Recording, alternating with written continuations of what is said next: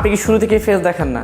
না ট্রিপল আরও ফেস দেখায় না, আপনিও ফেস দেখেন না, কিন্তু আপনারা দুজনকে দেখেছেন? না না আমি দেখিনি। অনলাইন জগতে এসে এই একটাই আফসোস যে আমার পড়ালেখার জিনিসটা আমি পিছাই ফেলছি, বাট এখানে আমি অনেক কিছু পাইছি। প্রেম করেন? না না ভাই, এইসবের মধ্যে গার্লফ্রেন্ডও নাই? একটা স্পোর্টস তো নর্মাল জিনিস না, ওখানে ব্রেন চোখ কান একদম সব করে রাখতে হয়। পাবজি ছেড়ে ফ্রি ফায়ারে কেন গেলেন? ফ্রেন্ডরা আমাকে মেনলি কিন্তু এখানে আনছে। বাংলাদেশে পাবজি কমিউনিটি বড় না ফ্রি ফায়ার কমিউনিটি বড়? এমন কোনো অফার এসেছিল যে তুমি ফেস দেখো এত টাকা দিব? ফেস দেখাইলে ফেসবুক থেকে একটা রাইট ম্যানেজার দেয়, আর আমাদের রাইট ম্যানেজারটা দেয় না মেটা থেকে, কারণ আমরা ফেস দেখাই নেই। দ্যাটস মিনস আপনার পেজ স্ট্রাইক মেরে উড়িয়ে দিয়েছে, যে কোনো টাইমে উড়াই দেয়। ফেস রিভিল কি আজকে হবে? আসসালামু আলাইকুম গাইস, কি অবস্থা সবার, কেমন আছেন সবাই? আশা করি আপনারা সকলে অনেক অনেক বেশি ভালো আছেন। তো আজকে আমি চলে আসছি তানভীর ভাইয়ের কাছে, সময় টিভি বিনোদন আড্ডায়, তানভীর ভাইয়ের সাথে কিছু আড্ডা দিতে, আমার সম্পর্কে কিছু বলতে এবং তার সাথে ফেস্টিভ্যাল সংক্রান্ত কিছু কথা বলতে। তো তানভীর ভাই কি অবস্থা? এই তো আমি ভালো আছি, আপনার কি অবস্থা? আলহামদুলিল্লাহ ভাই ভালো আছি। শুরুতে একটা প্যাচ মেয়ে দিয়েছেন, ফেস রিভিল নিয়ে কথা বলবেন, ফেস রিভিল কি আজকে হবে? দেখা যাক তানভীর ভাই, আপনি যদি এখন আমাকে কথা বলে বলে ইন্টারেস্টটা দিতে পারেন বা ওই পর্যন্ত আমরা আগাই, অবশ্যই আমরা আগাবো ওই দিক। চেষ্টা করব। দর্শক, সময় টেলিভিশনে বিনোদন আড্ডায় আপনাদের সবাইকে স্বাগত জানাচ্ছি। তানভীর হাসান, দেখতেই পাচ্ছেন আমাদের সঙ্গে আজ উপস্থিত আছেন এই সময় জনপ্রিয় একজন গেমিং কন্টেন্ট ক্রিয়েটর এবং ই স্পোর্টস প্লেয়ার রাত ভাই ওয়াইটি। আজকে তার সঙ্গে আড্ডা দেব। চেহারা এখনো দেখাতে রাজি হননি, ইচ্ছা আছে রাজি করাবো, হাত পা দেখাচ্ছে আর কি আজকে মনে হয়। হ্যাঁ, তো চেষ্টা করি, দেখা যাক কি হয়। তারপর কি অবস্থা, কেমন যাচ্ছে আপনার? এই তো ভাই ভালোই যাচ্ছে। আপনার কি অবস্থা ভাই? আমি মোটামুটি ভালো আছি। আমি যদি ভুল না করি ফার্স্ট টাইম কোনো গণমাধ্যমে এভাবে এসেছে? হ্যাঁ, জীবনের প্রথম এটা ভাই, খুবই মানে নার্ভাসও আছি, আবার ইন্টারেস্টিংও লাগতেছে। নার্ভাস কেন লাগছে আর ইন্টারেস্টিং কেন লাগছে বলেন? এখন ইন্টারেস্টিং লাগতেছে, এত বড় একটা জায়গায় আমি আসলাম, এটার জন্য অবশ্যই তো অডিয়েন্স পাওয়ার, তো যার কারণে তাদের সাপোর্ট ভালোবাসার কারণেই তো জিনিসটা আপনাদের সামনে গেছে, তো যার কারণে আপনাদের সাথে কথা বলতে আমার ভালো লাগতেছে, এটার জন্য একটু ইন্টারেস্টিং। আবার নার্ভাস হচ্ছে, কোনোদিন আমি ক্যামেরার মধ্যে এরকম ভাবে তো কখনোই আসিনি। কোথায় আপনি ক্যামেরার সামনে এলেন? আপনি ক্যামেরা আপনার পেছনে আছে, ঠিক আছে।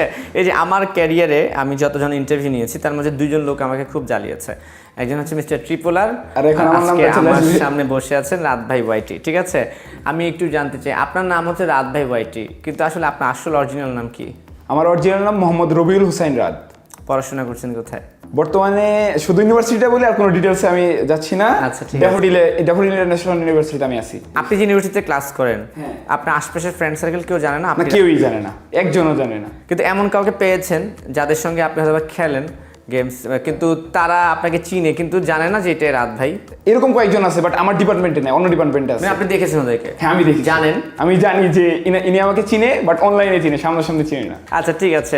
এসএল গতানুগতিক প্রশ্ন দিয়েই আমি শুরু করি সবসময়। আপনি নিজেকে কি বলে পরিচয় দিতে পছন্দ করেন বলুন তো?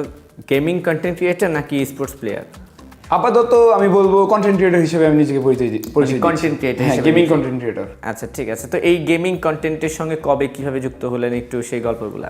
এই গল্পটা বলতে গেলে আমার মেনলি কখনো এরকম ইচ্ছা ছিল না যে আমি গেমিং এর দিকে আসবো, বা আমার টার্গেট এরকম ছিল না। সবার তো একটা টার্গেট থাকে, বাট করোনার টাইমে হঠাৎ করে বাসায় সব আমি বাইরে খেলাধুলা করতে খুব পছন্দ করতাম। ক্রিকেট বিশেষ করে আমার খুব পছন্দের একটা খেলা ছিল। এলাকায় যতটুকু খেলা দরকার ওটা আমি খুবই ছোটবেলা থেকে ইন্টারেস্ট ছিল এদিকে। বাট করোনার টাইমে হঠাৎ করে আমাকে বাসা থেকে বের হওয়া একদম নিষেধ করে দেয় আব্বু আম্মু, সরাসরি বলছে যে বাসা থেকে বেরোনো যাবে না, দরকার হলে তুমি বাসায় যা ইচ্ছে তাই করো। তখন আপনার বয়স কত ছিল?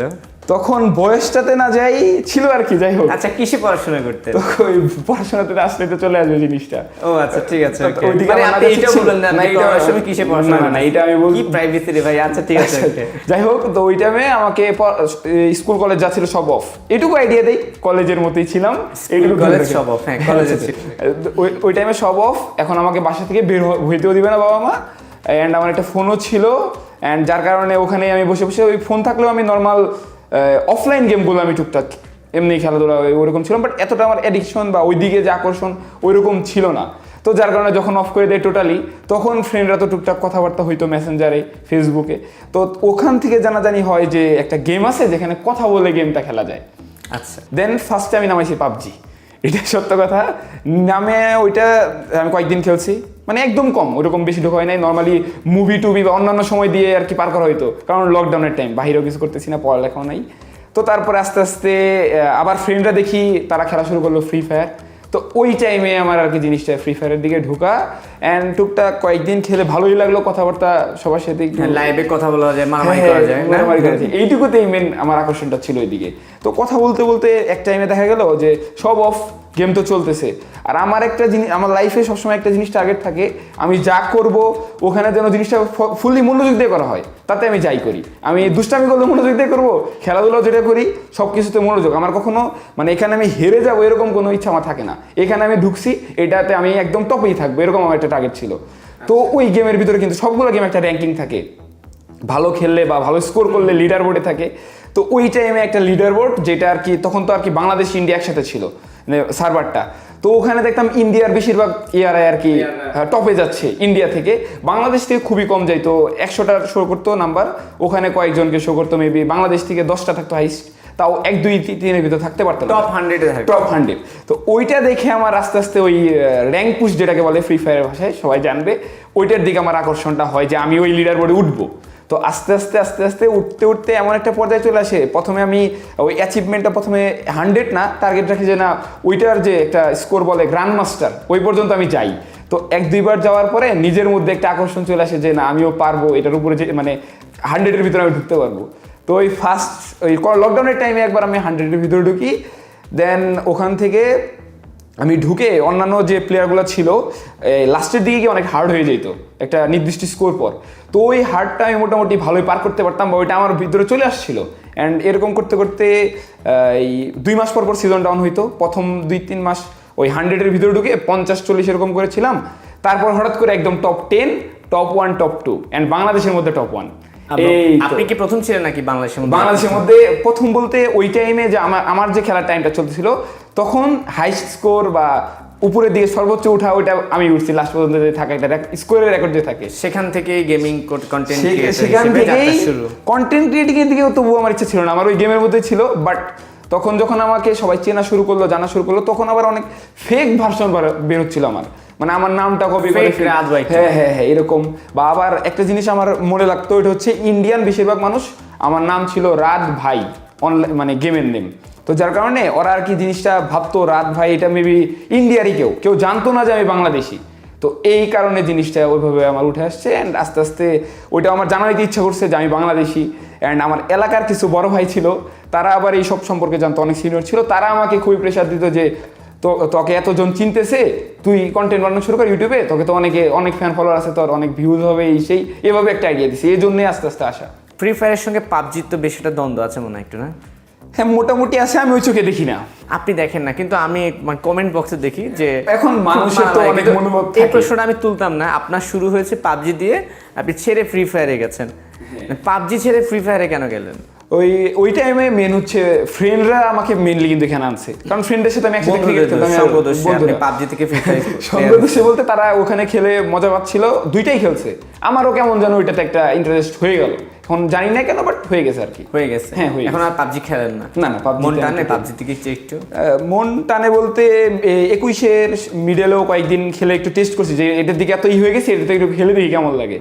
তারপরে আর ওরকম মন টানে নেই, একটা জিনিসে ফ্রেন্ড হয়ে গেছে। মেন হচ্ছে ওখানে অনেক ফ্রেন্ড ছিল আমার ইন্ডিয়ার, তো যার কারণে এইদিকে আমার চলে আসছেন এদিকে। কিন্তু এই প্রশ্নটা ছোট্ট করে উত্তর দিবেন যে পাবজি প্লেয়াররা ফ্রি ফায়ারকে দেখলে অ্যাগ্রেসিভ হয়ে যায়, মানে কমেন্ট বক্সে আমি দেখি, অডিয়েন্স আবার ফ্রি ফায়ার দেখি যে পাবজি প্লেয়ার বা পাবজি লাভার দেখলে খুব অ্যাগ্রেসিভ হয়ে যায়, কমেন্টসে ব্যাপক যুদ্ধ চলে। এই যুদ্ধের আসলে কারণ কি রহস্য? সবাই আর কি একটা কম্পেয়ার করতে চায় দুই গেমের সাথে। সবাই একটা জিনিস চায় যে আমি এটাতে এতদিন খেলে ফেলছি, যেমন আমি ফ্রি ফায়ার কিন্তু লং টাইম খেলে ফেলছিলাম, তো লং টাইম যদি আমি পাবজি খেলতাম তাহলে কিন্তু আমার ওইদিকে একটা আকর্ষণ থাকতো। বর্তমানে বেশিরভাগ মানুষই এটাই করে, আমি যেদিকে আমি আজ যে সেক্টরে আছি আমি আমার সেক্টরকে বেস্ট বলবো, এইটাই। এই কারণেই আমি একটু দ্বন্দ্ব বাড়াই। তো আপনার কাছে কি মনে হয় যে মানে বাংলাদেশে পাবজি কমিউনিটি বড় না ফ্রি ফায়ার কমিউনিটি বড়? কমিউনিটির দিক দিয়ে অবশ্যই ফ্রি ফায়ার কমিউনিটি বড়, এটা সবাই জানে। এটা তো পাবজি কমিউনিটির লোকেরাও কখনো বলতে পারবে না যে তাদের কমিউনিটি বড়, কিন্তু তারা স্বীকার করবে না মনে হয়। স্বীকার করতে বাধ্য, এখানে কোনো অপশন নেই, কারণ বাংলাদেশের যে কটা বড় বড় কন্টেন্ট ক্রিয়েটর আছে এই দিকে তাকাইলে বোঝা যায় যে কোন কমিউনিটিটা বড়। ফ্রি ফায়ারের মধ্যে ট্রিপল আর আছে, সাবস্ক্রাইবার দেখেন, ভিউজ দেখেন। তারপর যে অ্যাপোলো গেমিং, উনি কি পাবজির, উনি পাবজি। তালহা ভাই আছে, কাব্য আছে, তালহা আছে, আর তারপর হচ্ছে ওই যে ইলিউশন ওয়াইটি, হ্যাঁ আমার মোটামুটি কাজ করেছে। তো এই মধ্যে আসলে পাবজি একটু জায়গা কম হয়ে গেছে আর কি। যাই হোক, মানে মানুষ অডিয়েন্স গুলা ফ্রি ফায়ারের কন্টেন্ট দেখতে বেশি পছন্দ থাকে, আমরা ওদিকে না যাই। আপনি কি শুরু থেকে ফেস দেখেন না? না, মানে আপনার কেন মনে হলো যে আমি ফেস দেখাবো না? আমার তো ওই যে বললাম না, আমার অনলাইনে আসার কোনো ইচ্ছা ছিল না, ভুল করে চলে আসছি, সত্য কথাই। অনলাইনে যখন আসলাম অনেক মানুষের ভালোবাসা আমি পেয়ে গেলাম, মানে হিউজ সাপোর্ট। আমার যেখানে আমার কথা শুনে এত সাপোর্ট আসতেছে, তো ওইটা দেখে আমার খুবই ভালো লাগা শুরু করলো। অ্যান্ড তারপরে একটা মেন বিষয় ভাবলাম প্রাইভেসির বিষয়টা। আমি খুবই মানে ঘোরাঘুরি করতে পছন্দ করি। প্রাইভেসির যে বিষয়টা ছিল এখান থেকে আমার জিনিসটা ভাবা যে আমি ফ্রিলি চলতে পারবো না। ফ্রিলি চললেও আমি একটা রাস্তা দিয়ে আমি সাধারণ লাইফ লিড করতে খুব পছন্দ করি। আমি পাবলিক বাসে উঠবো, আমার কোনো প্যারা নাই। আমি আমার মতো ঘুরবো, আমি রিক্সা উঠবো, আমি অটোতে উঠবো, আমি বাসে ধাক্কাধাক্কি করে যাবো, আমার এইসবের কোনো প্যারা নেই। আমি এইসব পছন্দ করি যে আমার এত না, আমি এত রিচ না, আমি মিডল ক্লাস ফ্যামিলি থেকে আসছি। তো যার কারণে আমার এইসব রিচ যেটা আর কি বলো ওটা আমার দেখানোর ইচ্ছাও নাই, অ্যান্ড ওইদিকে আমার এতটা ইন্টারেস্টও নাই। তো যার কারণে আমি চাই আমি যেন যে কোনো জায়গায় আমার ফ্রেন্ডের রাস্তার পাশে বসে আছে, আমি যেন ওখানে বসে আড্ডা দিতে পারি। কেউ যেন এসে জিজ্ঞাসা না করে যে ভাই তুমি একটা মানে যে আর কি ভাইরাল লোকজন তাদের তো অবশ্যই ফ্যান ফলোয়ার যে কোনো জায়গায় ধরবে, বাসে হইতে পারে। মানে হচ্ছে মূল কথা হচ্ছে যে প্রাইভেসি এবং সাধারণ লাইফ লিড, এটার জন্য আমি চেহারার দিকে আসতে। তাহলে কি আপনি ইনডাইরেক্টলি বোঝাচ্ছেন আপনি এখন খুব একটা অসাধারণ হয়ে গেছেন? না অসাধারণ না, তো আমি সাধারণ মানুষের মতো ঘুরে বেড়াচ্ছি, আমাকে তো কেউ চিনতেছেও না, আমি আমার মতো। এমন কোনো অফার এসেছিল যে তুমি ফেস দেখো এত টাকা দিব বা সামথিং? ওইরকম তো টুকটাক আসে, বাট এটা নিয়ে কথা বলতে চাচ্ছি না। এটা নিয়ে কথা বলবেন না।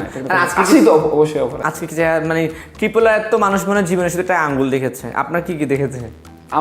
আমার হাত এই পর্যন্ত দেখছি। আমি গেম মানে ফোন নেওয়ার জন্য ফোন যে আনবক্সিং করছি শুধু এইটুকুই, আমার আর কোনো কিছু আশা করি দেখেন। আর আজকে মনে একটু পিট টিট দেখতেছি না, হালকা একটু দেখা যাচ্ছে। তো ফেস দেখাবেন কবে? ফেস দেখানোর প্ল্যান ভাই এটা তো একটা হাইপ, ফেস রিভিল।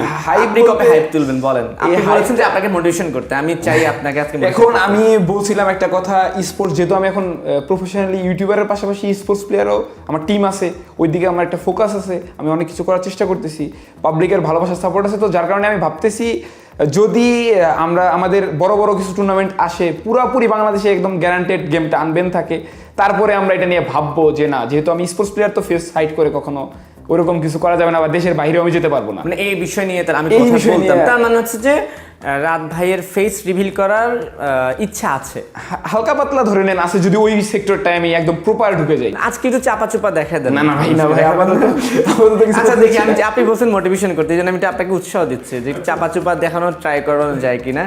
শেষ পর্যন্ত শেষ পর্যন্ত আমার এই আগ্রহ থাকবে।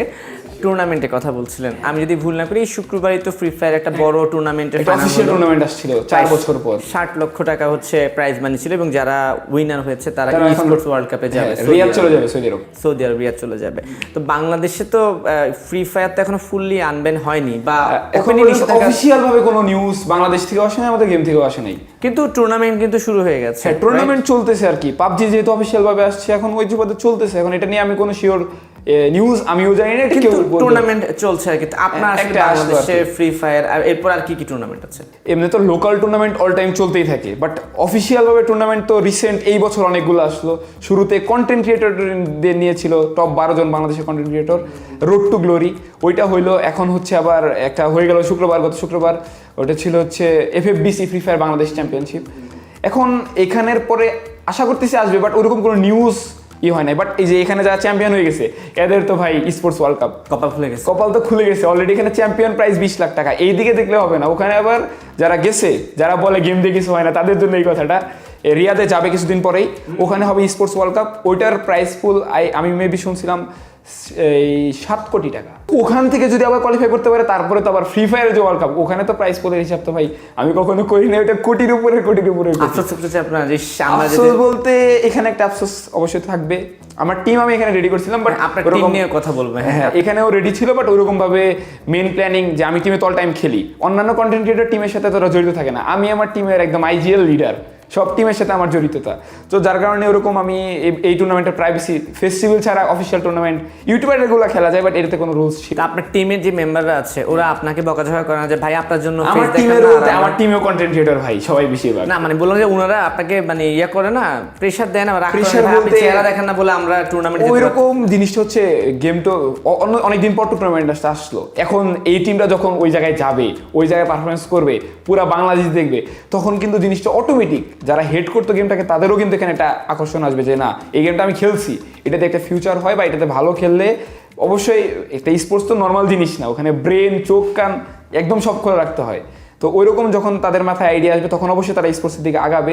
এবং কি এইবার যেহেতু হুট করে আসলো, তো যার কারণে এতটা আফসোস টুকটাক তো হচ্ছে, বাট ওইরকম বড় সড়ো হবে না। বাট নেক্সটে যখন আসবে অবশ্যই আমরা প্ল্যান করে ভালো কিছু করার চেষ্টা করি। ফেস সহ আসবে, হ্যাঁ আপনি বলেছেন তার এখন যদি আমি থাকি তাহলে তো ফেস থাকতে হবে, এখন টিমে যদি আমার সরা লাগে তাহলে হয়তোবা।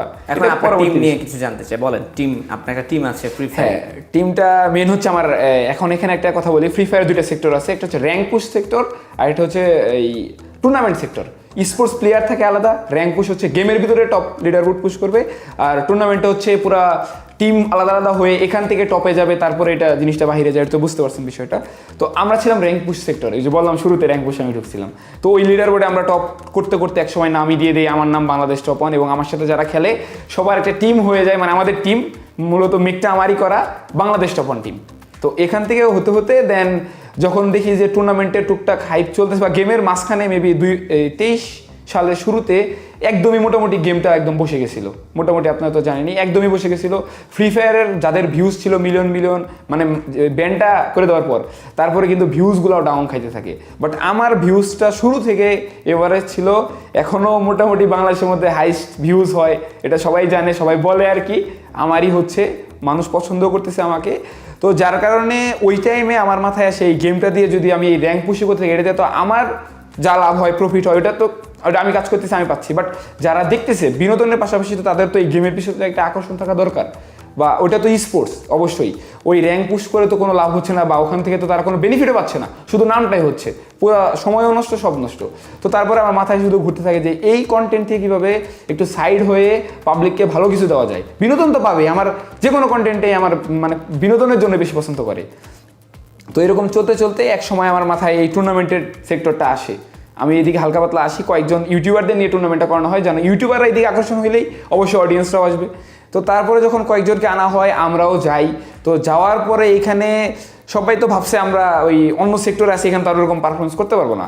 আর ইউটিউবারদের বেশিরভাগ ইউটিউবার ওরকম কোনো টিম নাই, সবাই নর্মালি খেলে বা টিম নাই। তো আমার নিজের টিম নিয়ে আমি ওখানে গিয়ে মোটামুটি অনেক ভালো পারফরমেন্স শুরু হয়ে যায়। শুরু থেকেই ইনফ্লুয়েন্সার টুর্নামেন্টগুলো হয়, তাতে মোটামুটি মোস্ট অফ দ্য টুর্নামেন্টে চ্যাম্পিয়ন আমরা মারছি। তো এই চ্যাম্পিয়ন মারার পরে পুরো অডিয়েন্স এমনি আমাদের ভালোবাসতো, ওই র্যাঙ্ক পুশের ওখান থেকে লিডার বোর্ডে যেতাম। তো তারপরে থেকে আমাদের পুরো টুর্নামেন্টে তারা অনেক একটা ভালো দেওয়া শুরু করে দেয়, যে সাপোর্ট দেওয়া শুরু করে দেয়। প্রত্যেকটা লাইভ চলে, যেখানে অনেক সাপোর্ট, লাইভ স্ট্রিমে না। তাতে একটা আইডিয়া দিই, বাংলাদেশে যদি এখন একটা টুর্নামেন্ট থাকে, ধরেন কোনো চ্যানেলে সাবস্ক্রাইবারও নাই, কিছুই নাই, শুধু আমাদের টিমের নাম ওখানে আছে, লাইভ চলতেছে, তাতে ইনস্ট্যান্ট ওখানে অডিয়েন্স চলে আসে, সেটা একটা জাদুর মতো হয়ে যায়।